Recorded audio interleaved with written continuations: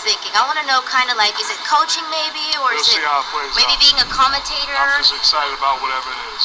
I love it. Okay. And have you talked to Doc by any chance? Yes, wish Doc nothing but the best. He's a Hall of Fame coach, tremendous guy. He'll be great. What up, what up, what up? It's your boy, back again. Marlo Knows Basketball and Marlo Knows Boxing. Back at y'all with another one.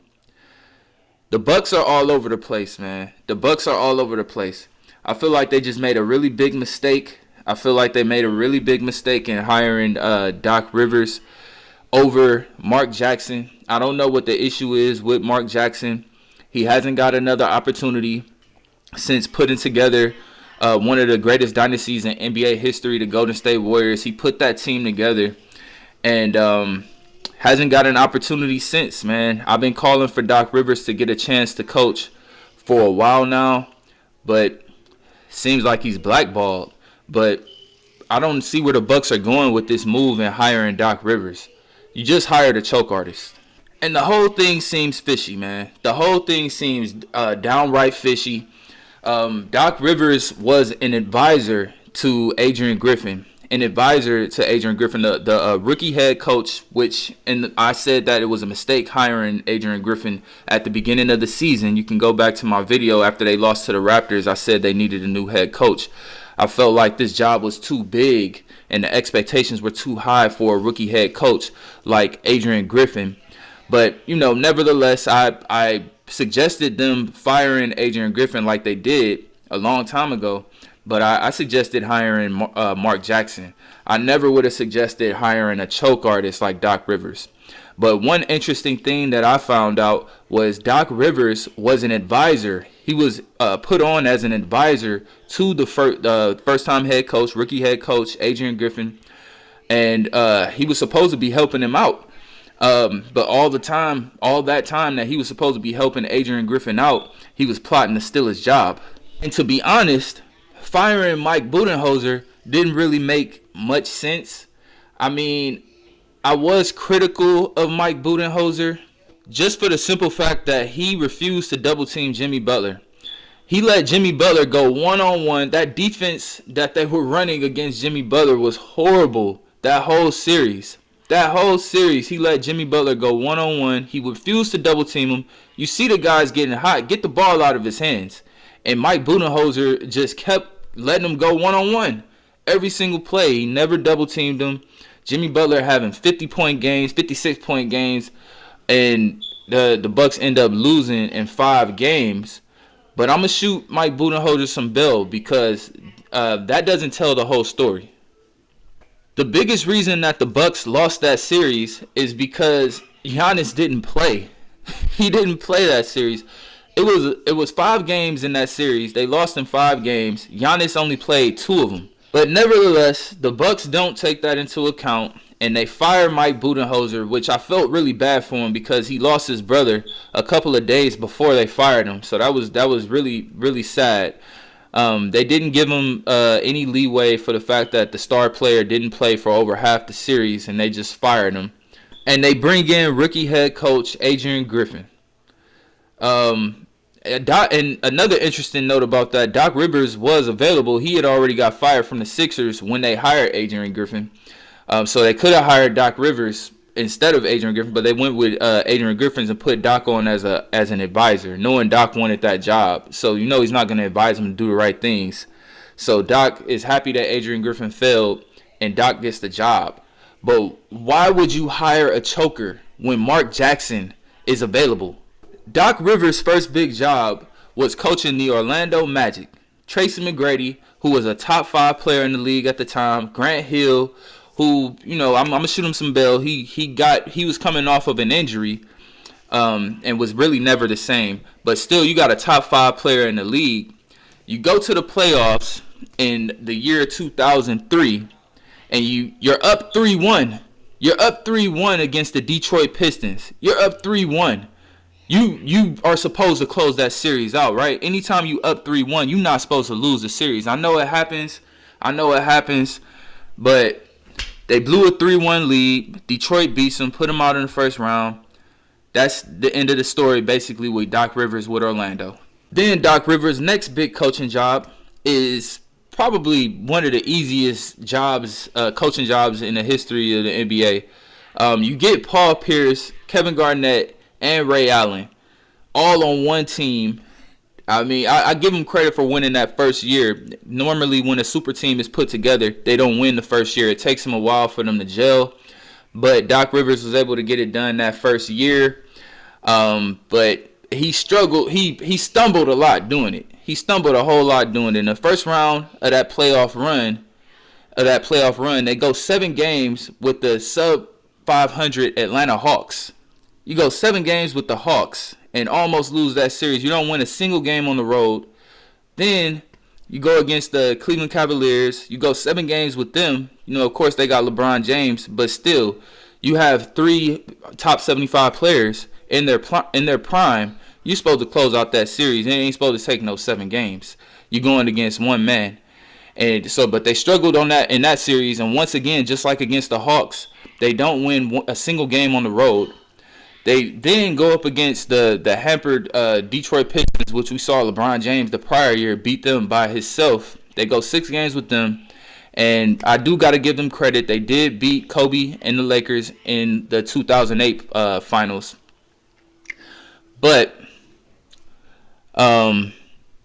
you got a super team. I mean, you're supposed to get it done. You got 3 top 75 players.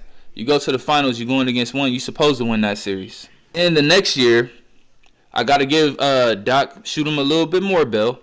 You know, Kevin Garnett's hurt. They end up losing to the Magic. That's understandable, but still, you got 2 top 75 players against Dwight Howard, basically. Dwight Howard should be a top 75 player, but you got 2. You got 2 in their prime, and you still can't get it done against Dwight Howard, and you lose in 6 games. And then in 2010, now you have all your team healthy. You have Kevin Garnett, you have Paul Pierce, you have Ray Allen, all healthy, 100%. And you also have an up-and-coming all-star point guard, one of the best point guards in the league by this point, in Rajon Rondo. So you got 4 perennial all-stars, and you're up 3-2 against the Lakers that you beat in 2008. You're up 3-2. And you blow a 3-2 lead. This is where the choking comes back again. Just like in with Orlando. You were supposed to close that series out. You're up 3-2 in the finals. And you let the Lakers win 2 straight games to come back and win the series. And you lose. That's a choke job. So that's the second choke job. We're going to keep it moving. There's a lot more choking. A lot more coughing. And we got to get to it. And then we move on to 2012. The Boston Celtics are up against the Miami Heat. The Big 3 Heat, LeBron, D-Wade, Chris Bosh. They're up on them 3-2, just like they were against the Lakers in 2010. Does Doc Rivers close it out? Do the Celtics close it out under Doc Rivers' leadership? No. They let the Heat come back from a 3-2 lead. Heat go to the finals. Celtics are basically done from this point. That's basically the end of the Paul Pierce, Rajon Rondo, Kevin Garnett, Ray Allen Celtics. It's a wrap. You blow a 3-2 lead. You were supposed to close out that series and go to the finals to meet the OKC Thunder, but you blew it. There's more choking to go. So then after 2012, Doc Rivers gets another amazing opportunity. You get the best point guard in the league. You get a rising star rookie of the year in Blake Griffin, the human highlight reel, the Vince Carter 2.0, Blake Griffin superstar. You got 2 superstars, and then you got a all-star caliber player in DeAndre Jordan as well. And you again have a 3-1 lead, against the Houston Rockets, whose only star player, only all-star worthy player only player that's even capable of making an all-star team is James Harden. And you got 3. You're up 3-1 in the series once again, and you blow it. That's coaching right there. Man. You got to close out the series. How many times are you going to have a 3-2 or 3-1 lead and not close out the series? I don't see why Doc continues to get so many chances. The Clippers should have fired him after this loss.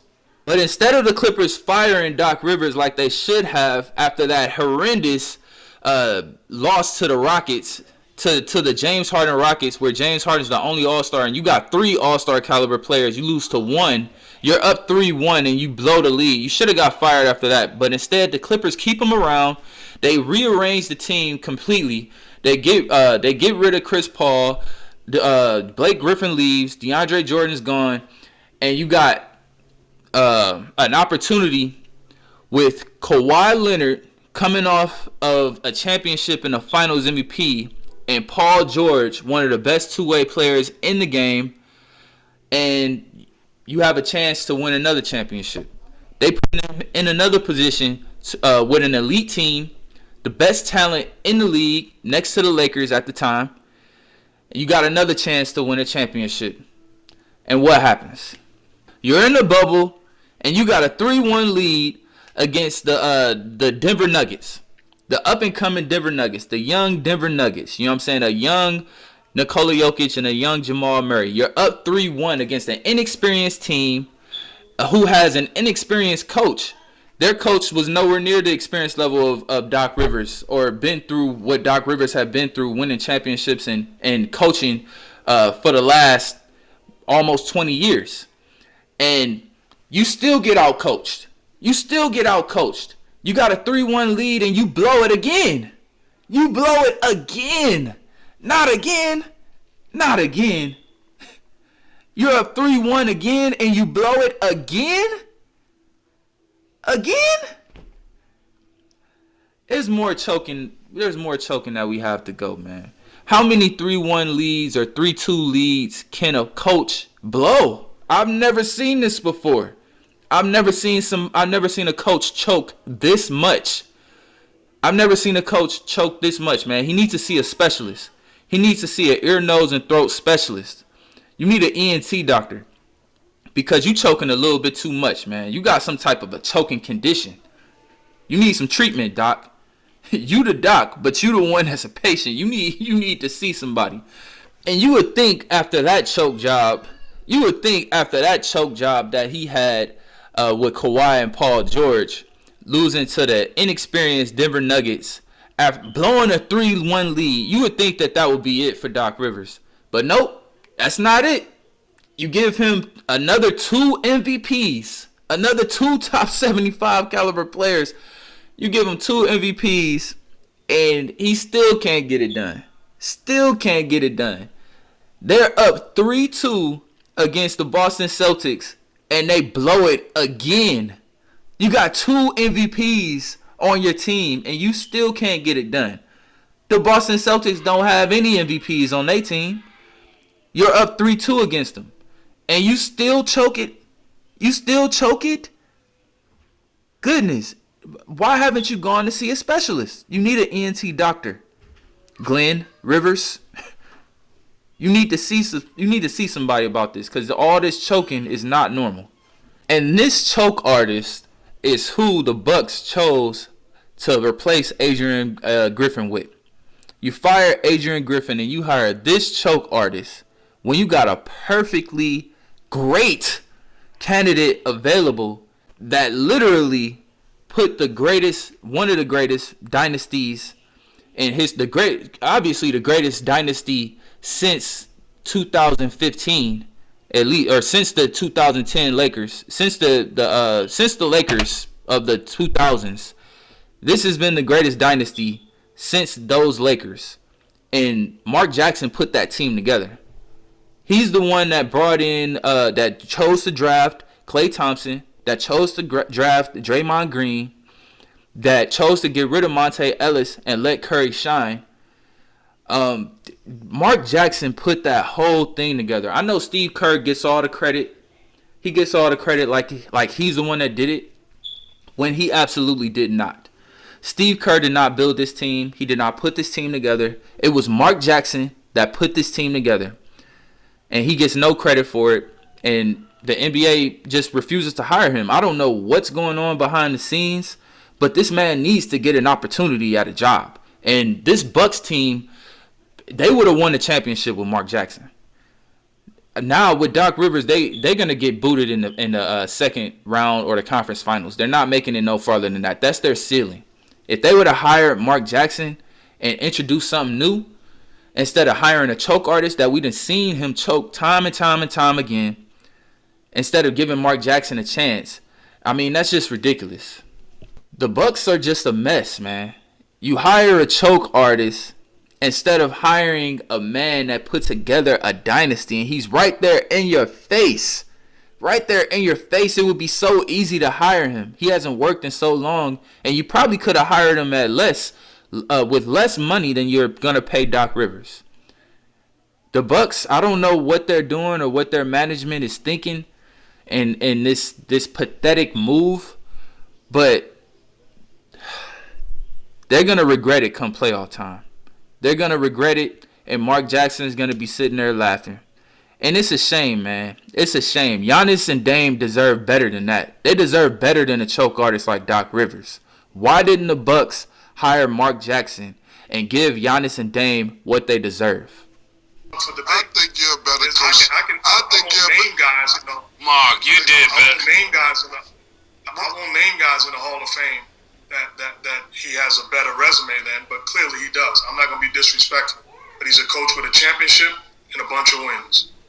Mark, I think you're a better coach. Look, I ain't gonna hold you. He lost to the house that you built year after year after year after year. I'm not gonna argue with you.